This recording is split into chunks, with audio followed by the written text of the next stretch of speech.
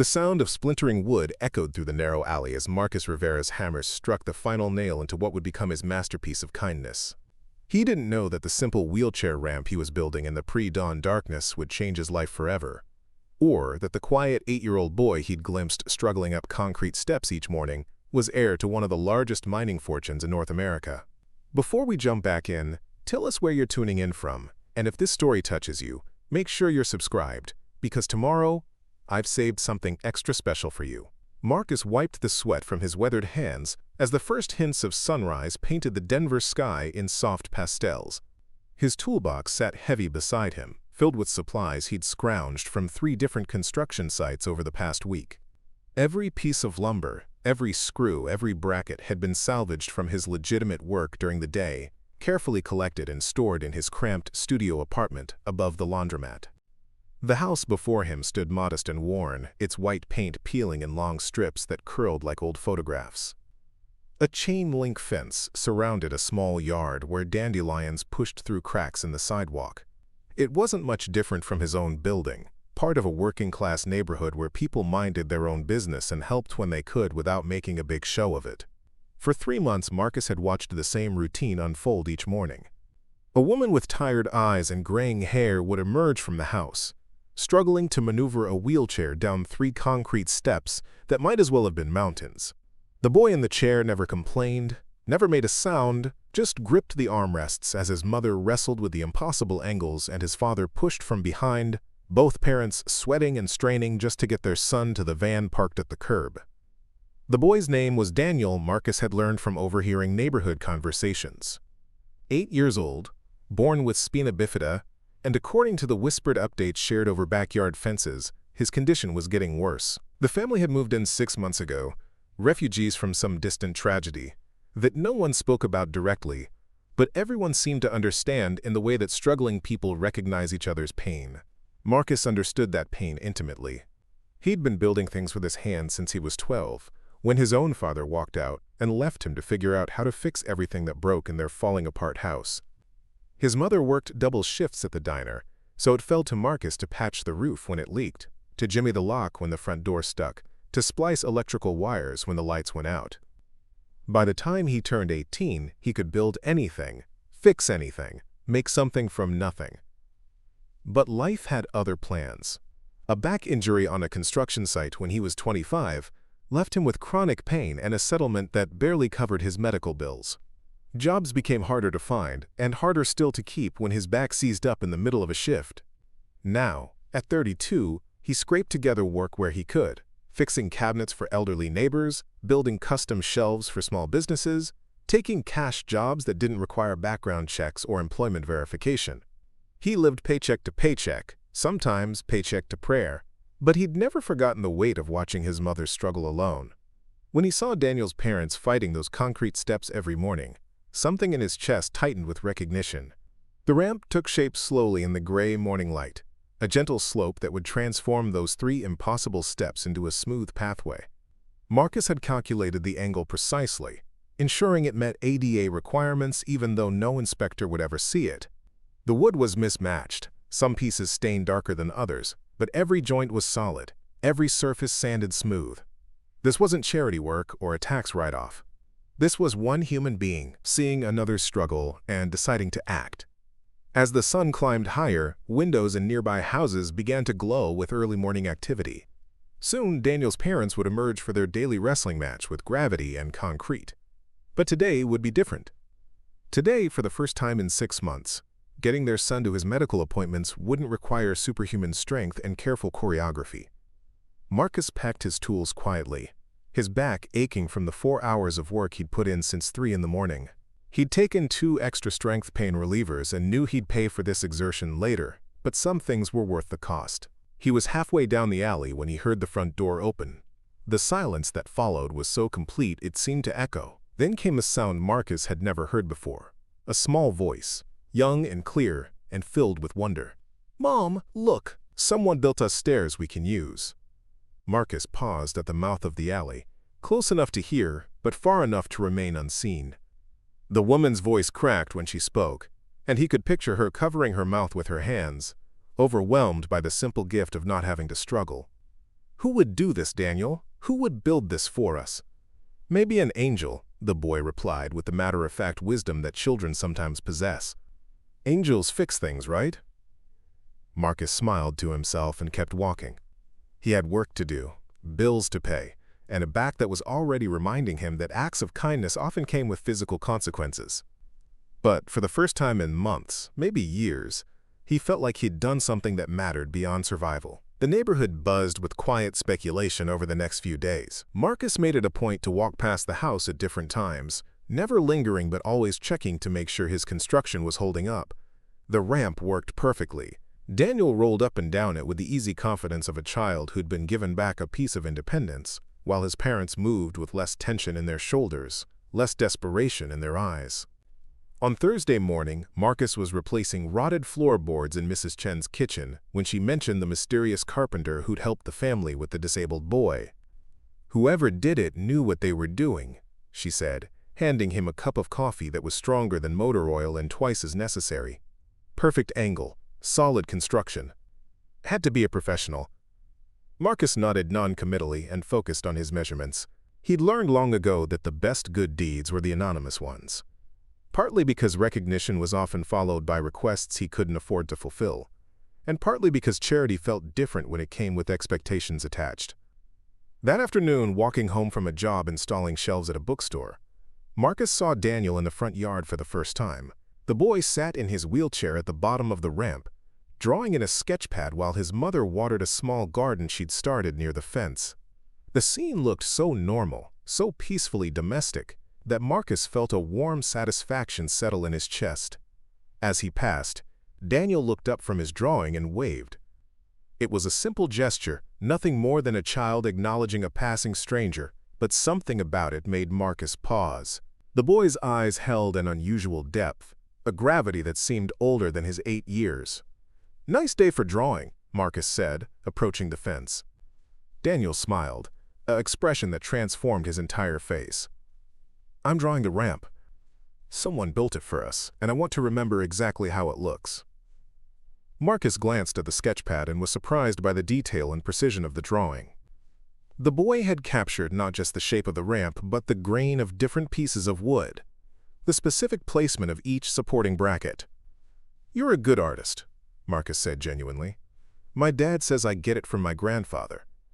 He was an artist before he became a businessman." Daniel's expression dimmed slightly. "We don't talk about him much anymore." There. Preparing and narrating this story took us a lot of time, so if you are enjoying it, subscribe to our channel. It means a lot to us. Now, back to the story. Was something in the boy's tone, a careful neutrality that suggested complicated family history. Marcus recognized it because he'd perfected the same tone when people asked about his own father. "Well, you've got talent. That's something that belongs to you, no matter what." Daniel brightened. "That's what Mom says. She says talent is like having strong hands. You can use them to build things or tear things down, but they're always yours to choose what to do with." Marcus found himself genuinely impressed by the boy's mother. In a world where so many parents struggled just to keep their children safe and fed, she was still teaching philosophy and nurturing creativity. It reminded him of his own mother, who used to tell him that being poor wasn't an excuse for being small-minded. "Your mom sounds pretty wise." "She is. She used to be a teacher before." Daniel trailed off, his expression becoming guarded in the way children learn when family topics become complicated. "Before you moved here?" Daniel nodded but didn't elaborate. Instead, he held up his drawing. "Do you think whoever built this will see my picture?" Marcus felt his throat tighten unexpectedly. "I think anyone who took the time to build something like that would be honored to know it meant so much to you." That evening, Marcus sat in his apartment with a beer and a frozen dinner, thinking about the conversation. There had been something about Daniel's mention of his grandfather, the artist who became a businessman, that nagged at him. Combined with the boy's careful way of speaking about family topics, it painted a picture of people running from something, or someone. Marcus had known plenty of families in hiding. Domestic violence, debt, legal troubles, immigration issues, sometimes just the weight of expectations that had become unbearable. Whatever had brought Daniel's family to this neighborhood, They seemed determined to build a new life from whatever pieces they'd managed to salvage. The parallels to his own experience weren't lost on him. After his injury, Marcus had essentially disappeared from his old life, moving across the state to a place where no one knew him as anything other than the quiet handyman who could fix almost anything and never asked too many questions. Sometimes starting over meant going backward first, getting smaller before you could grow into something new. Over the following weeks, Marcus found himself walking past Daniel's house more frequently, always with legitimate errands that happened to take him through the neighborhood. He told himself he was just checking on his construction work, making sure the ramp remained stable and safe, but the truth was more complicated. There was something about the family that drew his attention. Not just Daniel's quiet strength or his mother's obvious devotion, but the way they carried themselves with a dignity that suggested they were accustomed to better circumstances. The father, whom Marcus had only glimpsed in passing, moved with the careful precision of someone who was used to being watched, to having his actions matter beyond their immediate consequences. One Saturday morning, Marcus was replacing a broken fence post at the community garden when he overheard a conversation between two elderly women who seemed to know everyone's business in the neighborhood. That family with the disabled boy, they paid their rent 6 months in advance, one was saying. Cash, who does that? People who don't want questions asked, the other replied knowingly. Though I have to say, they're the quietest neighbors we've had in years. The boy's polite, the mother keeps a beautiful garden, and the father helps anyone who asks. Still, paying cash, moving in the middle of the night, no furniture truck, makes you wonder. Marcus tried to focus on his fence post, but the conversation had confirmed his growing suspicion that Daniel's family was carrying secrets heavier than most. It also explained something that had been puzzling him. Despite their obvious financial struggles, evidenced by their modest housing and careful spending, there were small signs of affluence that didn't quite fit. Daniel's wheelchair was top of the line, his medical equipment was new and sophisticated, and Marcus had noticed that the boy's clothes, while simple, were made from expensive materials. The contradictions painted a picture of people who had access to money but were being careful not to draw attention to it. In Marcus's experience, that usually meant one of two things. Either they were hiding from creditors or they were hiding from family. The answer came sooner than he expected. Marcus was installing a bathroom grab bar for an elderly neighbor when the commotion started. The sound of multiple car engines, slamming doors, and raised voices carried through the thin walls of the old house. He excused himself and stepped outside to see what was happening. 3 black SUVs had pulled up in front of Daniel's house, their windows tinted dark enough to hide their occupants, but not their intent. Men in expensive suits were getting out, moving with the practiced efficiency of people who were used to getting their way through intimidation rather than negotiation. Daniel's mother emerged from the house looking pale but determined, positioning herself at the top of the ramp like she was defending a castle. The symbolism wasn't lost on Marcus. The ramp he'd built for accessibility had become a literal line in the sand. The lead man approached the fence, his silver hair perfectly styled, despite the Denver wind. Even from a distance, Marcus could see the family resemblance to Daniel in the shape of his jaw, the set of his shoulders. "Margaret, this has gone on long enough." The man's voice carried clearly in the morning air, cultured and accustomed to authority. "Bring Daniel home. He needs proper medical care, not this poverty fantasy you're living." "He has proper medical care, Richard." Margaret's voice was steady, but Marcus could hear the tremor underneath. "And he has something here he never had in your house. He has a childhood. He has a trust fund worth $47 million, medical specialists on retainer, and a future that requires proper preparation. What he doesn't need is to live in a slum because his mother is having some sort of breakdown." Marcus felt the pieces clicking into place with sickening clarity. Richard wasn't just Daniel's grandfather. Based on the way he spoke about $47 million like it was a routine detail, this was serious money. Mining fortune heir, the neighborhood rumors had whispered, but Marcus was beginning to understand they'd dramatically underestimated the scale. "I'm not having a breakdown. I'm being a mother." Margaret's voice rose with emotion. "That boy spent the first 7 years of his life in hospitals and therapy sessions and business meetings, where you tried to groom him to take over your empire before he even learned to ride a bike. He's 8 years old, Richard. He should be drawing pictures and making friends, not learning about mineral rights and corporate strategy. He should be learning about his responsibilities.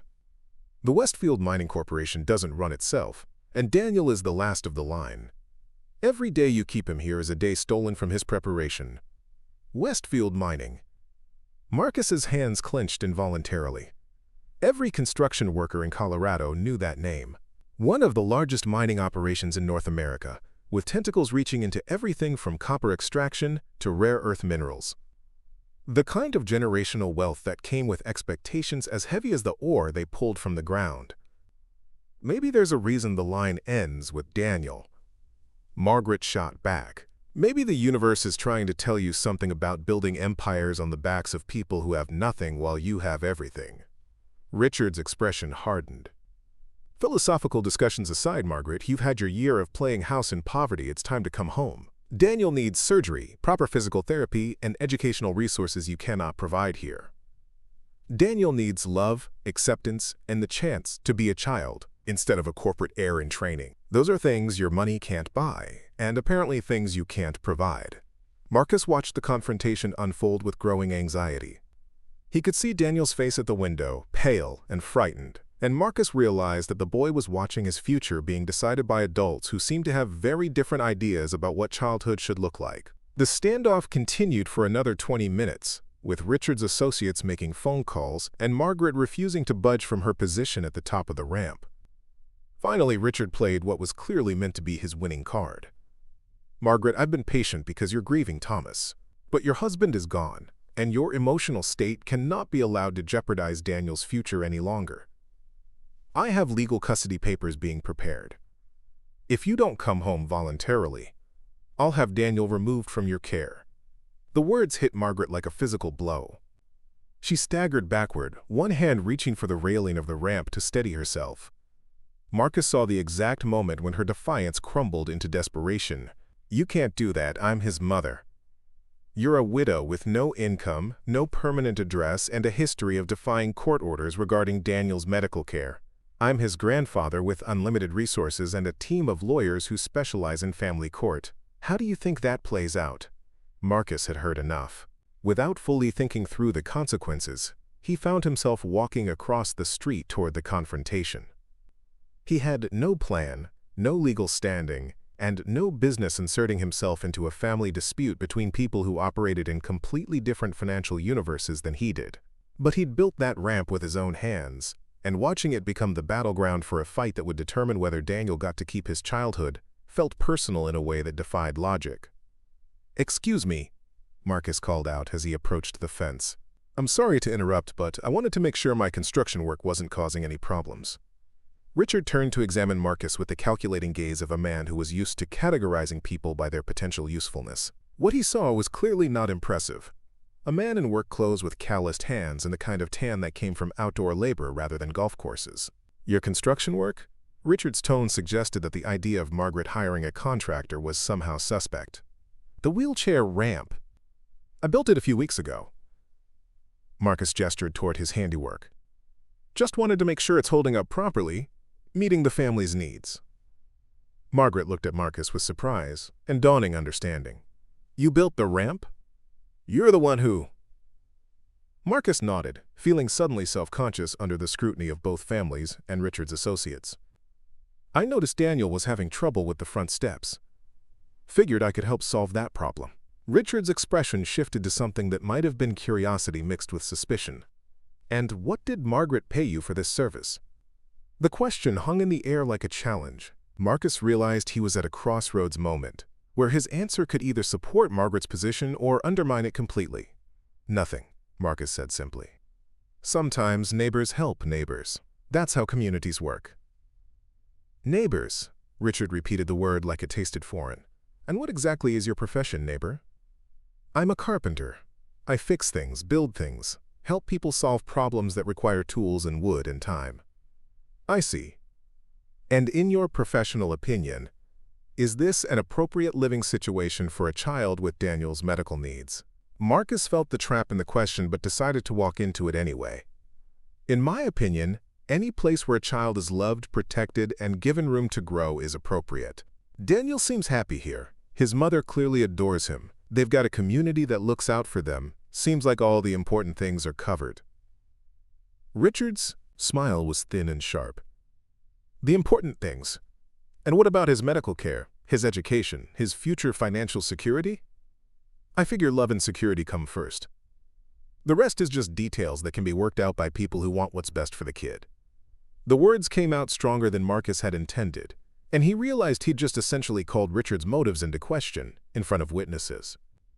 Not the smartest move for someone whose bank account couldn't survive a legal battle with unlimited resources. Richard studied Marcus for a long moment, then pulled out his phone and made a call.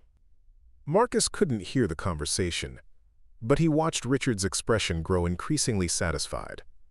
"Margaret, you have 48 hours to reconsider your position. After that, my lawyers will file the necessary paperwork to bring Daniel home where he belongs." Richard's gaze flicked to Marcus. "I trust your neighbor here will help you understand that good intentions cannot substitute for proper resources when a child's welfare is at stake."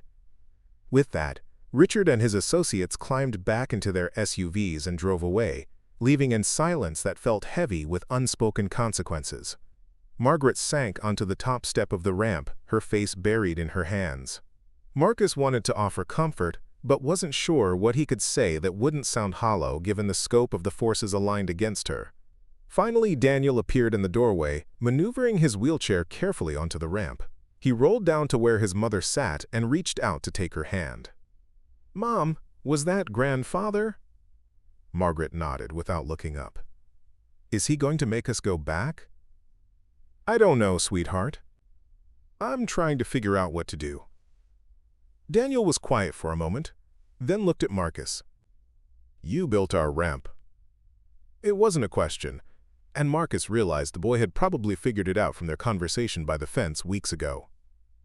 "I did. Thank you. It made everything easier for us." Marcus felt his chest tighten at the simple sincerity in Daniel's voice. "You're welcome. Are you going to help us stay?" The question caught Marcus off guard.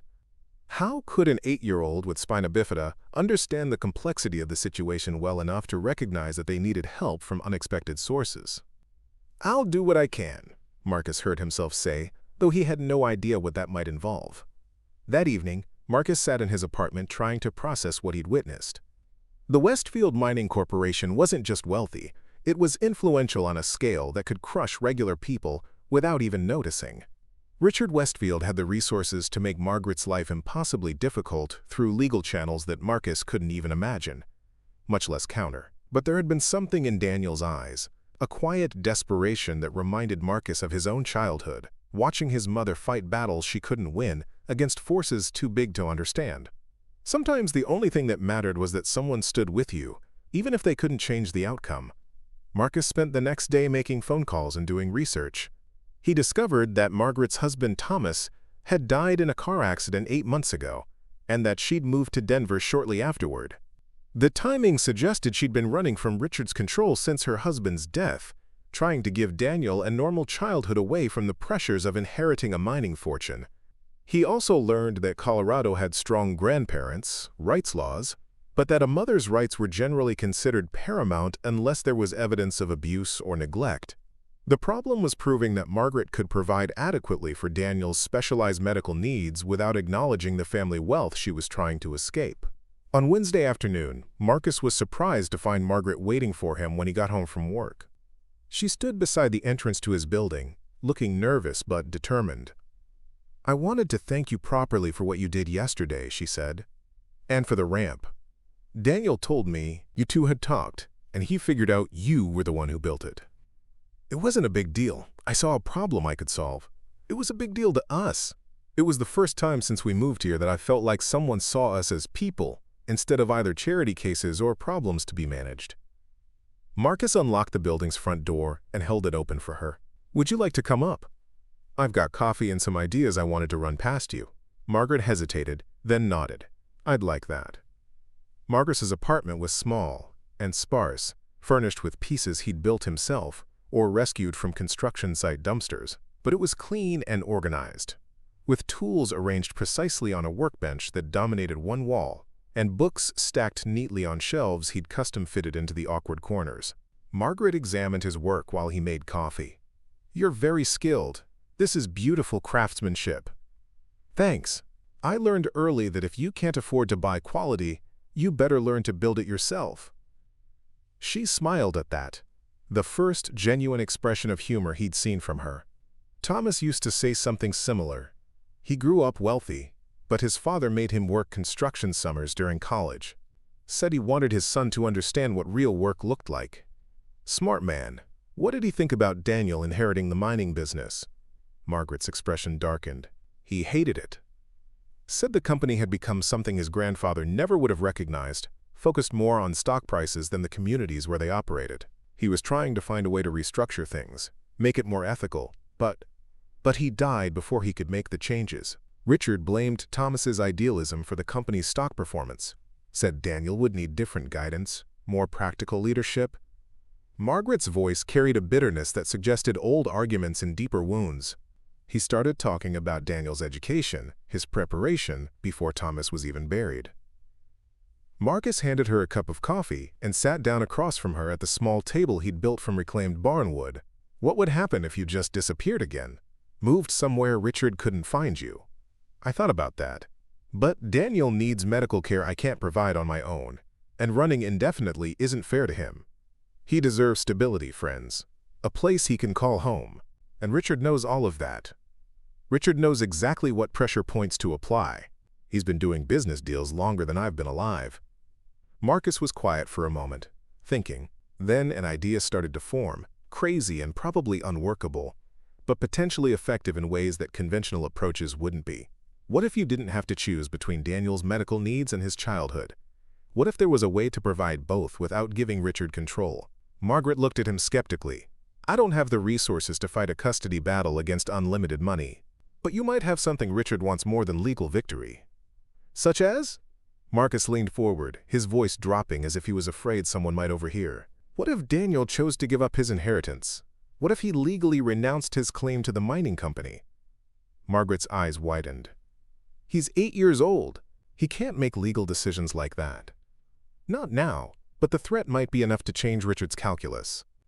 If Daniel publicly stated that he never wants to inherit the business, that he wants to grow up as a regular kid and make his own choices about his future, it would force Richard to decide what's more important, controlling Daniel or preserving the family legacy.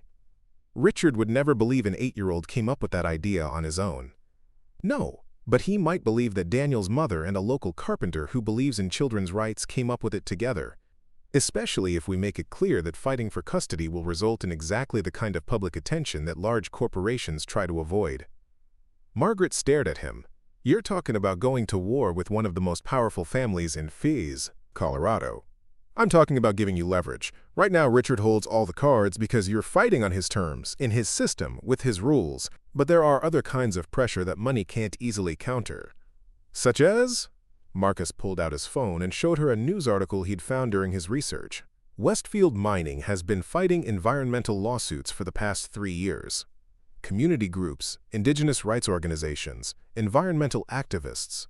They've managed to keep most of it out of the mainstream press, but the pressure is building. I don't see how that helps us. What if the story became about more than just custody? What if it became about a mining heir who doesn't want to inherit an empire built on environmental destruction? An 8-year-old boy who wants to grow up in a community, making friends and drawing pictures, instead of being groomed to continue practices that his own father opposed?" Margaret was quiet for a long time, thinking through the implications. Finally, she spoke. "That could destroy Richard's reputation, his business relationships, his standing in the industry. It could. Or it could force him to reconsider what kind of legacy he actually wants to leave behind. And if he calls our bluff, if he decides that controlling Daniel is worth the negative publicity?" Marcus met her gaze steadily. "Then at least Daniel will know that people fought for his right to choose his own life. Sometimes that's all you can give a kid, the knowledge that someone believed they were worth fighting for." That night, Margaret went home to think about Marcus's proposal, and he sat in his apartment wondering if he'd just volunteered to take on forces that could destroy him without even noticing.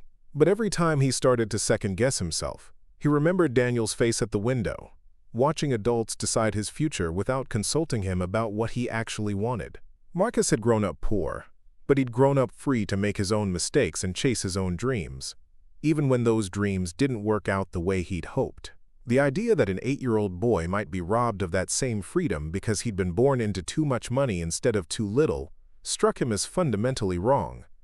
The next morning, Margaret appeared at his door with Daniel in tow. The boy looked nervous but determined, his sketch pad clutched in his lap. "Daniel wants to talk to you," Margaret said. "About your idea."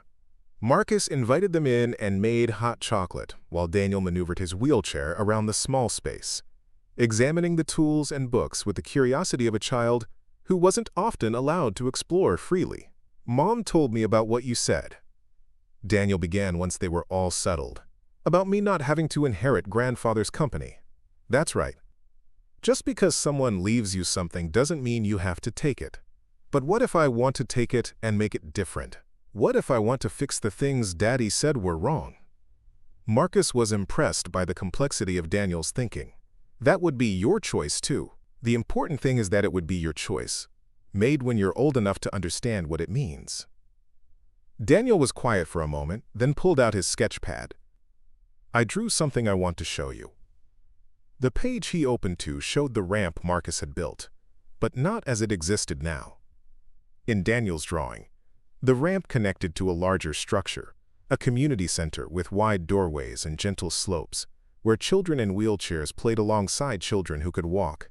Gardens surrounded the building, and in the background, mining equipment sat unused, slowly being reclaimed by growing things. "This is what I want to build when I grow up," Daniel said. "Not mines that hurt the earth, but places where everyone can play together." Marcus felt his throat tighten with emotion. "That's a beautiful vision, Daniel. Mom says if I have to go back to grandfather's house, I won't be able to draw things like this anymore.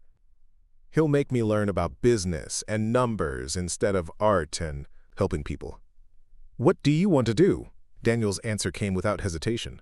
"I want to stay here. I want to keep drawing and learning from neighbors like you. I want to grow up and decide for myself what to do with the money." Margaret leaned forward. "Daniel, if we fight grandfather, it might get very difficult. People might say mean things about us in newspapers and on television. Are you prepared for that?" Daniel nodded solemnly. "Daddy always said that doing the right thing is usually hard, but it's still right." That afternoon, Marcus and Margaret sat down to plan their strategy. They would need media contacts, legal advice they could afford, and a way to tell Daniel's story that focused on children's rights rather than family drama. Most importantly, they would need to move quickly. Before Richard's legal machinery could gain momentum, Marcus called a friend who worked for a small environmental newspaper, while Margaret reached out to a family rights organization she'd found online. By evening, they had scheduled interviews for the following week and identified 2 lawyers willing to provide pro bono consultation. The plan was simple in concept. Present Daniel's case as a question of a child's right to a normal childhood versus corporate interests in maintaining dynastic control. Frame the story around environmental and community values versus pure profit motivation. Make it clear that fighting for custody would result in a very public examination of Westfield Mining's practices and Richard's methods of family control. It was a high-stakes gamble that could backfire spectacularly, but it was also the only strategy that gave them any leverage against Richard's overwhelming advantages in conventional legal channels. On Friday morning, 2 days before Richard's deadline, the first article appeared in the Denver Environmental Herald under the headline, "Mining Heir, 8, Seeks Normal Childhood Away from Corporate Pressure."